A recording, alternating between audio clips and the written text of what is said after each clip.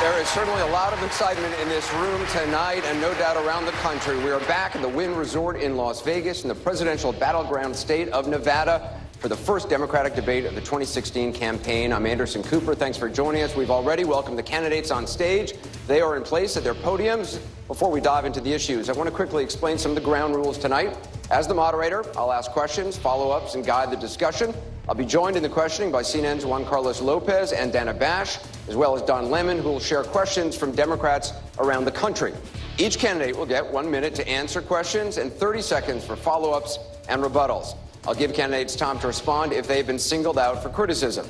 Our viewers should know that we have lights that are visible to the candidates to warn them when their time is up. I want the candidates to be able to introduce themselves to our audience. Each candidate will have 2 minutes to introduce themselves. Let's begin with Governor Cheney.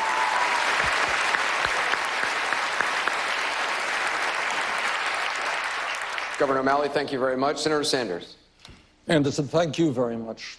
I think most Americans understand that our country today faces a series of unprecedented crises. The middle class of this country for the last 40 years has been disappearing.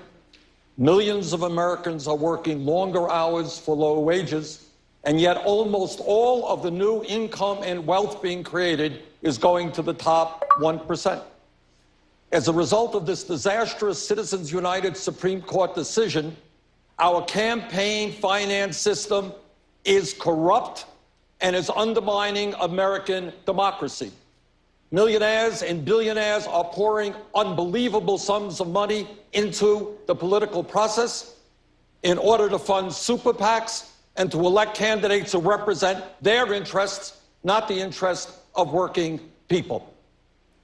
Today, the scientific community is virtually unanimous. Climate change is real, it is caused by human activity, and we have a moral responsibility to transform our energy system away from fossil fuel to energy efficiency and sustainable energy and leave this planet a habitable planet for our children and our grandchildren.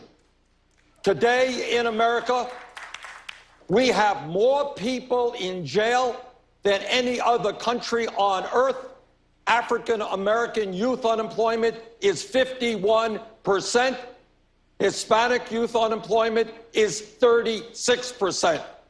It seems to me that instead of building more jails and providing more incarceration, maybe, just maybe, we should be putting money into education and jobs for our kids. What this campaign is about is whether we can mobilize our people to take back our government from a handful of billionaires and create the vibrant democracy we know we can and should have. Thank you.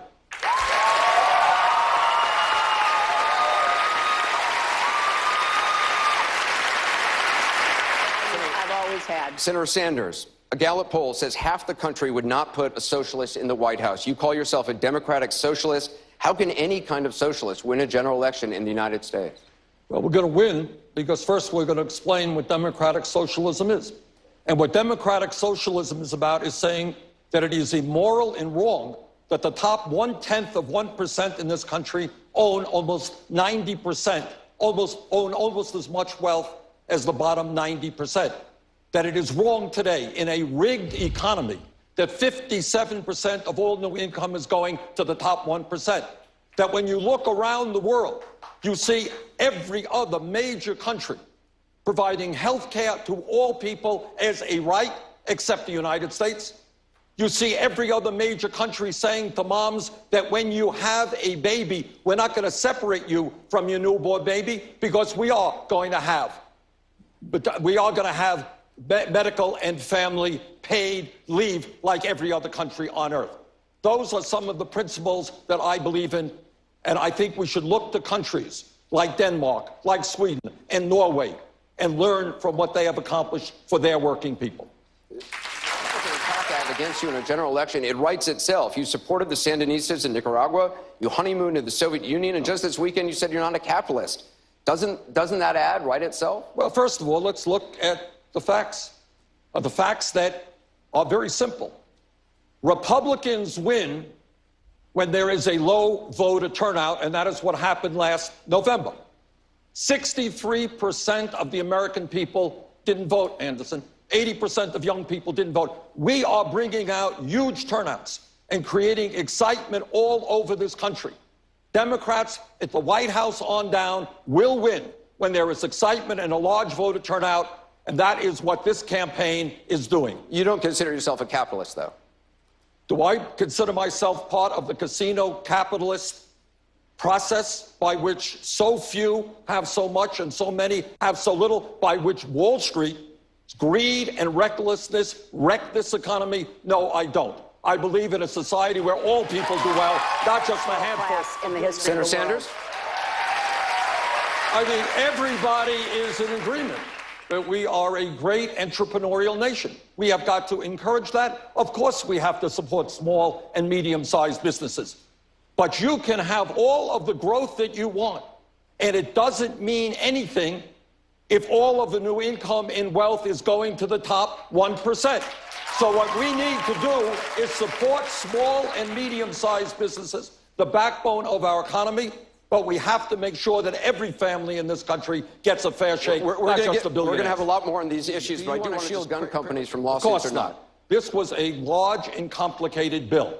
There were provisions in it that I think made sense. For example, do I think that a gun shop in the state of Vermont that sells legally a gun to somebody, and that somebody goes out and does something crazy, that gun shop owner should be held responsible? I don't. On the other hand, where you have manufacturers and where you have gun shops knowingly giving guns to criminals or aiding and abetting that, of course we should take action. Everybody else has to be accountable, but not the gun manufacturers. And we need to stand up and say enough of that. We're not going to let it continue. We're going to bring you all in on this, but Senator Sanders, you have to be able to respond. As a senator from a rural state, what I can tell Secretary Clinton, that all the shouting in the world is not going to do what I would hope all of us want, and that is keep guns out of the hands of people who should not have those guns and end this horrible violence that we are seeing. I believe that there is a consensus in this country, a consensus that said we need to strengthen and expand instant background checks, do away with this gun show loophole, that we have to address the issue of mental health, that we have to deal with the straw man purchasing issue, and that when we develop that consensus, we can finally do something to address this. And we can't do that if we don't take more of a leadership position, which is what I'm advocating. Senator Sanders, what would you do differently? Well, let's understand that when we talk about Syria, you're talking about a quagmire in a quagmire. You're talking about groups of people trying to overthrow Assad, other groups of people fighting ISIS. You're talking about people who are fighting ISIS using their guns to overthrow Assad, and vice versa. I'm the former chairman, Anderson, of the Senate Veterans Committee. And in that capacity, I learned a very powerful lesson about the cost of war. And I will do everything that I can to make sure that the United States does not get involved in another quagmire like we did in Iraq, the worst foreign policy blunder in the history of this country. We should be putting together a coalition of Arab countries who should be leading the effort. We should be supportive. But I do not support American ground troops in Syria. On this issue, Senator Sanders, I want to bring you in here. My question for you is, as a congressman, you voted against the Iraq War. You voted against the Gulf War. You're just talking about Syria. But under what circumstances would a President Sanders actually use force? Let me just respond to something the Secretary said. First of all, she is talking about, as I understand it, a no-fly zone in Syria, which I think is a very dangerous situation, could lead to real problems. Second of all, I heard the same evidence from President Bush and Dick Cheney and Don Rumsfeld about why we should overthrow Saddam Hussein and get involved in the war. I would urge people to go to BernieSanders.com, hear what I said in 2002. And I say without any joy in my heart that much of what I thought would happen about the destabilization, in fact, did happen. So I think the president is trying very hard to thread a tough needle here. and that is to support those people who are against Assad, against ISIS, without getting us on the ground there. And that's the direction I voted when President Clinton said, let's stop ethnic cleansing in Kosovo. I voted for that. I voted to make sure that Osama bin Laden was held accountable in Afghanistan when our country is threatened or when our allies are threatened. I believe that we need coalitions to come together to address the major crises of this country. I do not support the United States getting involved in unilateral action. Let's work with our allies. I'm going to bring you all in on this. Governor O'Malley, Senator Sanders, tell an American soldier who's watching right now tonight in Afghanistan why you can be commander-in-chief, given that you applied for conscience objector status. Let me applaud my good friend Jim Webb for his service to this country in so many ways. Jim and I, under Jim's leadership, as he indicated, passed the most significant veterans education bill in recent history. We followed suit with, a few years later, passing, under my leadership, the most significant veterans health care legislation in the modern history of this country. When I was a young man, I'm not a young man today. When I was a young man, I strongly opposed the war in Vietnam. Not the brave men like Jim who fought in that war, but the policy which got us involved in that war. That was my view then. I am not a pacifist, Anderson. I supported the war in Afghanistan. I supported President Clinton's effort to deal with ethnic cleansing in Kosovo. I support airstrikes in Syria and what the president is trying to do. Yes, I happen to believe from the bottom of my heart that war should be the last resort, that we have got to exercise diplomacy. But yes, I am prepared to take this country into war if that is necessary. Very quickly, Sanders, the scientific community is telling us if we do not address the global crisis of climate change, transform our energy system away from fossil fuel to sustainable energy, the planet that we're going to be leaving our kids and our grandchildren may well not be habitable. Let me say something that may not be great politics, but I think the Secretary is right. And that is that the American people are sick and tired of hearing about your damn emails. Thank you. Me too. Me too. You know? The middle class, Anderson, and let me say something about the media as well. I go around the country, talk to a whole lot of people. Middle class of this country is collapsing. We have 27 million people living in poverty. We have massive wealth and income inequality. Our trade policies have cost us millions of decent jobs. The American people want to know whether we're going to have a democracy or an oligarchy as a result of Citizens United. Enough of the emails. Let's talk about the real issues facing America. Thank you, Vernon. Thank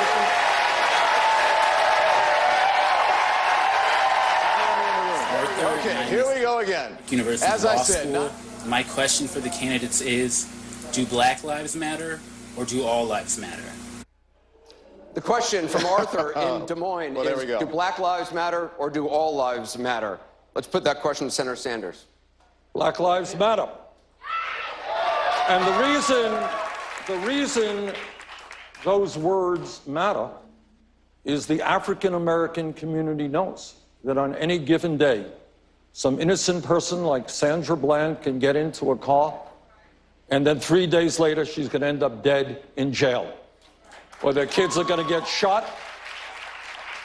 We need to combat institutional racism from top to bottom, and we need major, major reforms in a broken criminal justice system in which we have more people in jail than China. And I intend to tackle that issue to make sure that our people have education and jobs rather than jail cells. Governor, wages and incomes are flat. You've argued that the gap between rich and poor is wider than at any time since the 1920s. We've had a Democratic president for 7 years. What are you going to be able to do that President Obama didn't? Well, first of all, let's remember where we were when Bush left office. We were losing 800,000 jobs a month. And I know my Republican friends seem to have some amnesia on this issue, but the world's financial crisis was on the verge, world's financial markets system was on the verge of collapse. That's where we were. Are we better off today than we were then? Absolutely. But the truth is that for the last 40 years, the great middle class of this country has been disappearing. And in my view, what we need to do is create millions of jobs by rebuilding our crumbling infrastructure, raise the minimum wage to $15 an hour, have pay equity for women workers, end our disastrous trade policies, which have cost us millions of jobs, and make every public college and university in this country tuition free. Secretary Clinton. Well, that's not true. Why? Let us be clear that the greed and recklessness and illegal behavior of Wall Street, where fraud is a business model, helped to destroy this economy and the lives of millions of people. Check the record.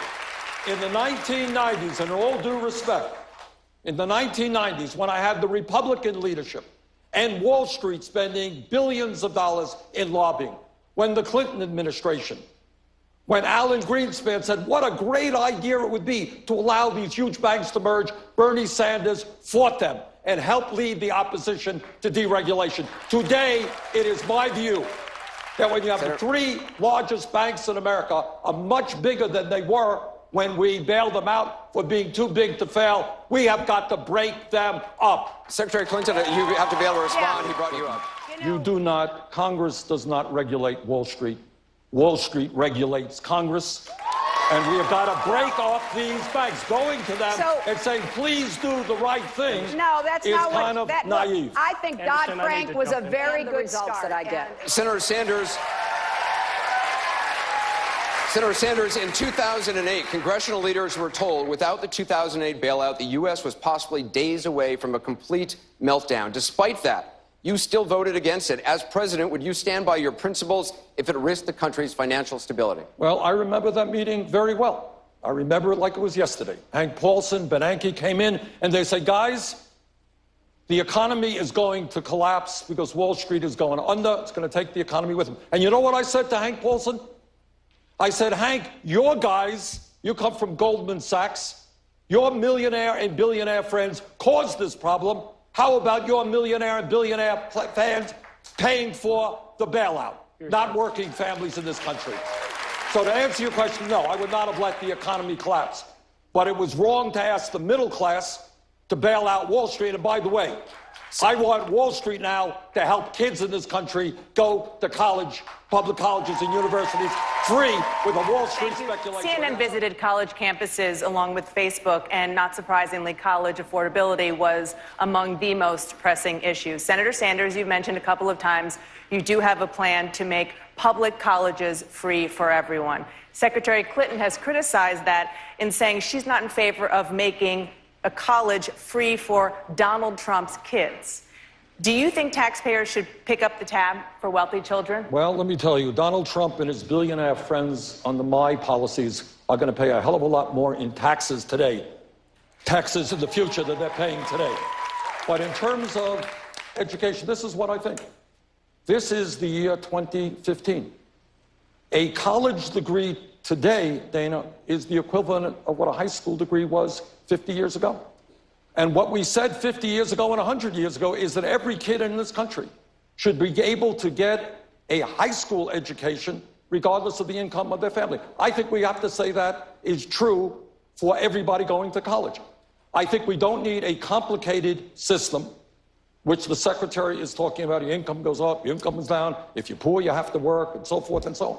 I pay for my program, by the way, through a tax on Wall Street speculation, which will not only make public colleges and universities tuition-free, it will substantially lower interest rates on college debt, a major crisis in this country. You expand it.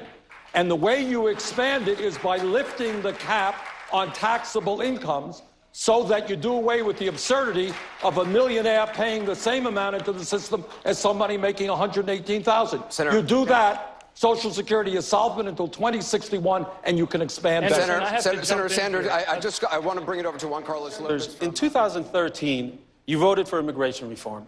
But in 2007, When Democrats controlled Congress and the Bush White House was on board, you voted against it. Why should Latino voters trust you now when you left them at the altar at the moment when reform was very close? I didn't leave anybody at the altar. I voted against that piece of legislation because it had guest worker provisions in it, which the Southern Poverty Law Center talked about being semi-slavery. Guest workers are coming in, they're working under terrible conditions, but if they stand up for their rights, they're thrown out of the country.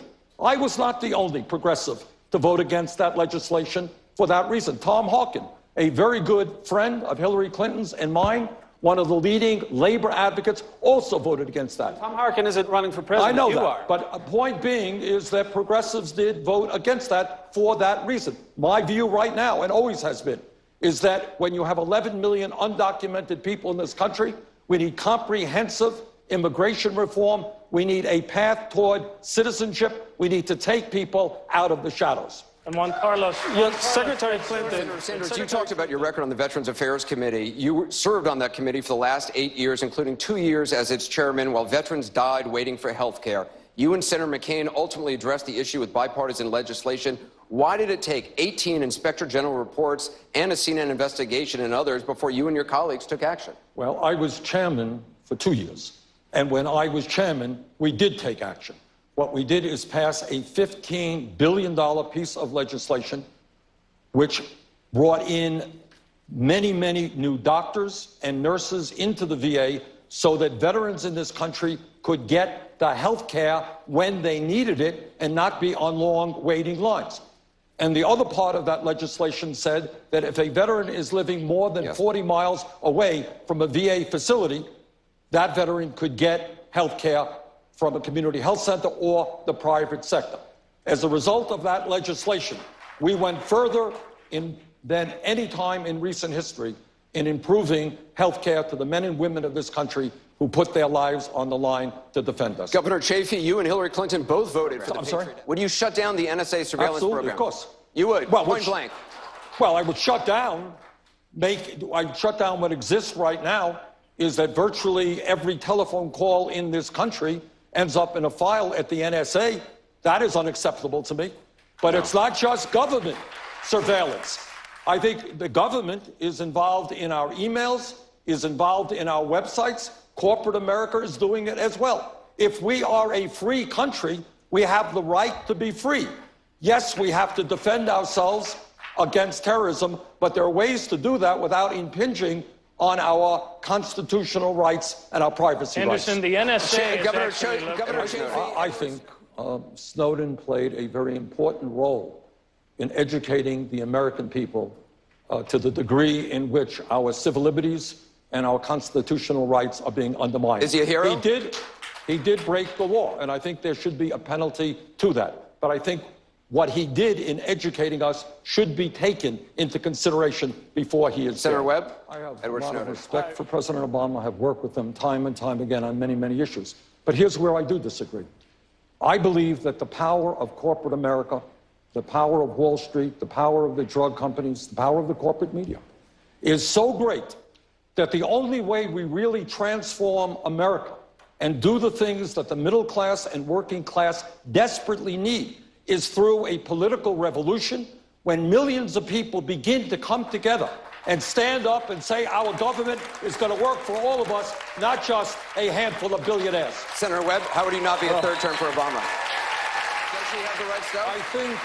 I think that there is profound frustration all over this country with establishment politics. I am the only candidate running for president who is not a billionaire, who has raised substantial sums of money, and I do not have a super PAC.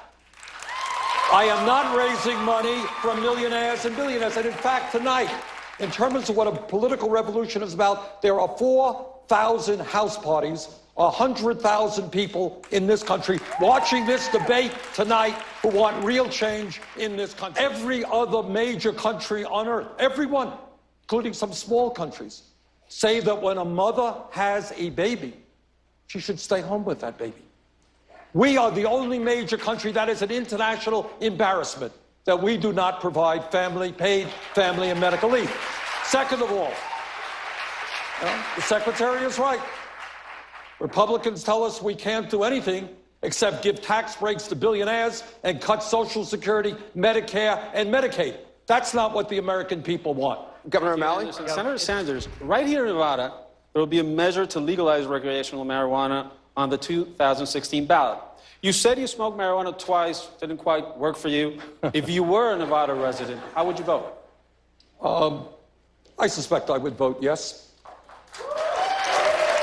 And I would vote yes because I am seeing in this country too many lives being destroyed for nonviolent offenses. We have a criminal justice system that lets CEOs on Wall Street walk away, and yet we are imprisoning or giving jail sentences to young people who are smoking marijuana. I think we have to think through this war on drugs, which has done an enormous amount of damage. We need to rethink our criminal justice system, and we've got a lot of work to do in that area. On comments for Senator Sanders, okay? This is from Carrie Kane. Carrie Kane from Manassas, Virginia, would like to ask the senator. President Obama has had a difficult time getting Republicans to compromise on just about every agenda. How will you approach this going forward, and will it be any different? Senator. The Republican Party, since I've been in the Senate and since President Obama has been in office, has played a terrible, terrible role of being total obstructionist. Every effort that he has made, that some of us have made, they have said no, no, no. Now, in my view, the only way we can take on the right-wing Republicans, who, by the way, I hope will not continue to control the Senate and the House when one of us is elected president, but the only way we can get things done is by having millions of people coming together. If we want free tuition at public colleges and universities, millions of young people are going to have to demand it and give the Republicans an offer they can't refuse. If we want to raise the minimum wage to $15 an hour, workers are going to have to come together and look the Republicans in the eye and say, we know what's going on. You vote against us. You are out of your job. We're going to hear from all the candidates coming up. We're going to take Senator Sanders' final closing thoughts. 90 seconds. This is a great country, but we have many, many serious problems. We should not be the country that has the highest rate of childhood poverty of any major country and more wealth and income inequality than any other country. We should not be the only major country on earth that does not guarantee health care to all of our people as a right of citizenship. And we should not be the only major country that does not provide medical and parental leave, family and parental leave, to all of our families. Now, at the end of the day, here is a truth that very few candidates will say, is that nobody up here, certainly no Republican, can address the major crises facing our country unless millions of people begin to stand up to the billionaire class that has so much power over our economy and our political life. Jim Webb is right. Money is pouring into this campaign through super PACs. We are doing it the old-fashioned way, 650,000 individual contributions. And if people want to help us out, BernieSanders.com, we are averaging $30 a piece. We would appreciate your help.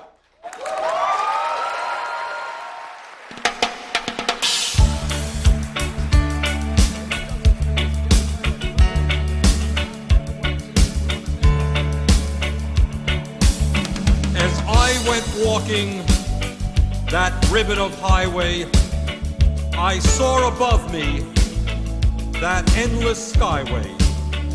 I saw below me that golden valley.